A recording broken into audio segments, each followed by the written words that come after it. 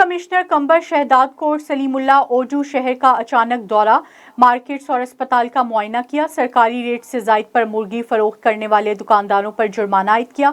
इस मौके पर उन्होंने सरकारी हॉस्पिटल्स का भी दौरा किया। सफाई के निकासी इंतजामात पर हॉस्पिटल इंतजामिया की सरजंश की। उन्होंने MS को सख्त हिदायत दी कि गैस्ट्रो मलेरिया के मरीजों का सही तरीके से मुआयना किया जाए, इनको अद्वियात की फराहमी यकीनी बनाई जाए। दूसरी जानिब म्यूनसिपल कमेटी शहदाद कोट के अमले के अफसरान को सख्ती से हिदायत दी कि शहर में सफाई सुथराई का ख्याल रखा जाए। टेंट सिटी में यूनिसेफ का स्कूल बंद होने की वजह से नाराजगी का इजहार किया। DC कंबर शहदाद कोट सलीमुल्लाह ओजू ने इरिगेशन और रोड्स के अमलदारों को हिदायत दी कि कट को फौरन बंद किया जाए और शहर में से पानी को निकाला जाए।